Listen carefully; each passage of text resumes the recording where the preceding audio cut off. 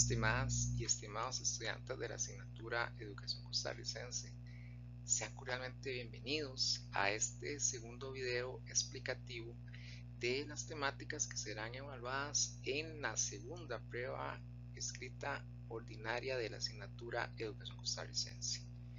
Queremos ser claros que para el caso de este video nos vamos a enfocar en el primer capítulo que evalúa el examen, que es el número 4, denominado El desarrollo de la educación costarricense de 1970 a 2010. Un capítulo que podríamos decir tiene como propósito fundamental ir reconociendo cómo progresa la educación costarricense desde 1970 hasta el 2010. Recordemos que ya en el capítulo 3 el autor habla del periodo de 1900 a 1940, luego del segundo periodo que va de 1940 a 1970, y aquí se ve este gran periodo, ¿verdad? Que reitero, tiene su importancia en ser el que directamente determina el desarrollo actual de nuestra educación. Este periodo, sin embargo, la autora lo subdivide, ¿verdad?, en lo que ella llama el tercer periodo, que va de 1970 al 2002.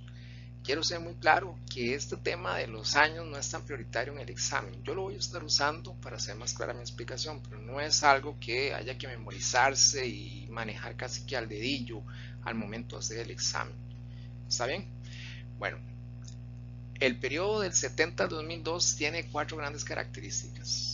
Número 1, que es un periodo en donde se consolida el Estado costarricense intervencionista, proteccionista, desarrollista, es decir, ese Estado que asume funciones vitales para la sociedad y para la economía, como el caso de la educación. Vamos a ver que crece mucho la población. Al crecer la población, hay más demanda por servicios educativos a nivel de primaria, preescolar, secundaria y las mismas universidades. Y bueno, para hacerle frente a toda esta situación, vamos a ver cómo los docentes por su parte tienden a profesionalizarse mejor, ¿verdad? Para ver este tercer periodo, vamos a ver que la autora, doña María Eugenia Adengo, lo va partiendo en diferentes ciclos que coinciden con los plazos del gobierno, ¿verdad? Así que bueno, el primer ciclo va del 70 al 74. Es el ciclo llamado Plan Nacional de Desarrollo Educativo. Por primera vez, podríamos decir, el gobierno ya se plantea todo un proceso de sistematización de la educación, ¿verdad? Y el mismo procura, entre otras cosas, que todo el sistema educativo sea gratuito y público desde el nivel de preescolar hasta el nivel de la educación diversificada. Vamos a ver que producto de esto se expande la educación superior. Entonces ya no solo va a estar el UCR, ahora aparece la UNA y aparece el tecnológico. Por otro lado, se atiende también una serie de iniciativas para incorporar a la población adulta que ha sido tal vez excluida del sistema formal. De ahí que aparecen iniciativas de educación permanente tipo bachillerato por madurez, por ejemplo. Y curiosamente, ¿verdad?, por considerar que lesionaba sus intereses, el magisterio, el sector educación, en conjunto con sus sindicatos, hacen grandes movilizaciones en contra de este Plan Nacional de Desarrollo. Es un periodo muy conflictivo, de muchas huelgas, de mucha movilización por parte de los educadores. A partir de 1974, ya con Daniel Oduber a la presidencia, vamos a ver que hay un periodo un poquito más pacífico, hay más negociación entre el gobierno y los educadores y sus sindicatos. Y entonces por ahí empiezan a darse otra serie de pasos importantes. Por ejemplo, surge la UNED, surge la primera universidad privada, que será la UACA. Los estudiantes de secundaria y de la universidad pues, hacen muchas huelgas, muchas manifestaciones, es un periodo de mucha agitación de parte de ellos. Pero además surgen instituciones interesantes como CONAPE y como los CENSINAI. Luego viene este periodo que va de 1978 a 1980, 1982. Rodrigo Carazo es el presidente del país y la ministra de Educación es la autora del libro, doña María Eugenia Adengo. Este periodo tiene, digamos, dos características que es importante que tengamos en cuenta. Número uno, se trabaja en el desarrollo de una política de regionalización, muy del lado del OFIPLAN, que hoy día se llama MIDEPLAN, Ministerio de Planificación, y entonces se busca desconcentrar administrativamente al MEP, de alguna manera regionalizarlo, descentralizarlo, y es por eso que vamos a ver el surgimiento de las regiones educativas que actualmente conocemos, aparte de las juntas administrativas, que como ustedes saben son estos entes integrados por padres de familia, por gente de la comunidad que administra los recursos financieros de los centros educativos. Hay acá sí una segunda característica que es determinante y lo va a ser la crisis económica de finales de los 70, principios de los 80. Una crisis que surge porque los precios del petróleo suben mucho, bajan los precios del café, por lo tanto, bueno, el gobierno va a tener más gastos que ingresos y ahí vemos el tema de que aparece un déficit comercial, un déficit fiscal, se reduce el gasto público, entre ellos el presupuesto educativo, hay crisis social seria por desempleo.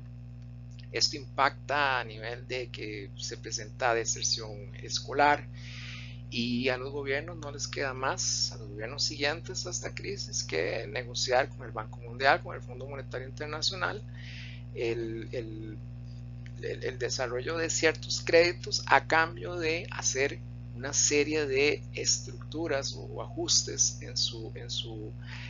en todo lo que es la composición del Estado.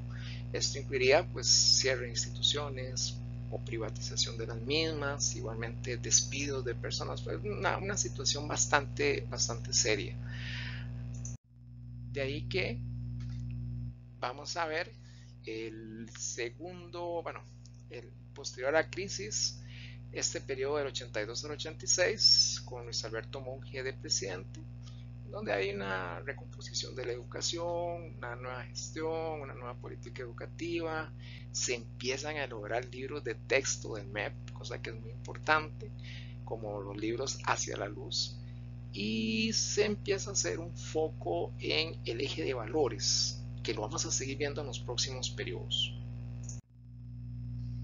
En el ciclo siguiente, del 86 al 90, con Óscar Arias en su primer presidencia, vamos a ver que se empieza a implementar la informática educativa, se aprueba el bachillerato, la antigua prueba nacional de bachillerato, y bueno, hay programas de educación informática, aparecen instituciones como CENADI, aparecen los colegios científicos y hasta se instaura el premio Mauro Fernández, que ustedes saben que se entrega anualmente a algún colega educador destacado por su trayectoria como docente. En 1990 es presidente de la Falange Calderón Fournier, así que bueno, empiezan a darse los siguientes manejos o las siguientes gestiones educativas. Siempre el eje de valores presente, hay nuevos programas de estudio, hay un nuevo reglamento de evaluación y de disciplina y además una nueva política educativa que se denomina la persona y la dignidad humana. Posteriormente, con José María Figueres Olsen de presidente en el año 94, hay una nueva política educativa. Eso es una cosa que vamos a estar viendo, ¿verdad? Que conforme cambian los gobiernos, hay cambios en el sector de educación, entonces no se logra consolidar una línea de trabajo. Siempre hay cambios muy constantes, ¿verdad? En el caso de este periodo, la política se va a llamar hacia el siglo XXI. Hay una reforma que impacta mucho en el sector de educación, a lo que es su ley de pensiones, ¿verdad? Como saben ustedes, eso implicó una disminución de las pensiones, un aumento en la cotización, fue algo que golpeó mucho realmente el sector nuestro. Siguen dándose la producción de materiales, en este caso los libros del siglo XXI, y se aprueba la ley 7600, que va a ser muy importante al día de hoy, ¿verdad? En protección de las personas que están en alguna situación de discapacidad. Ya cerrando el capítulo, vamos a ver que en el año 98, con Miguel Ángel Rodríguez de presidente, siguen produciéndose libros de texto, aparece el inglés en primaria, se consolida la informática educativa y además se establece el año lectivo de 200 días, que es una particularidad importante de nuestra educación. Luego viene un último periodo que sería en este caso el de 2002 al 2010. En el 2002, con Abel Pacheco Espriella como presidente, vemos que pues, se mantiene el eje ese de valores como foco de atención realmente de nuestra educación. Y para el segundo gobierno de Óscar Arias, en el 2006, se incorpora la política de arrastre, que como ustedes saben es una política muy particular, muy polémica, pero que bueno, ayudó a mantener estable la deserción escolar.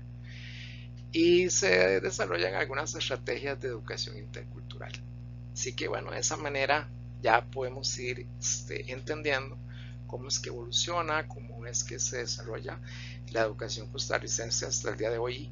Esperamos que ya con los próximos capítulos podamos tener más claras sus características, sus principales manifestaciones y por sobre todo, bueno, ver qué limitaciones tiene y por dónde es que tenemos que comprometernos todos para poderla sacar adelante. Saludos cordiales.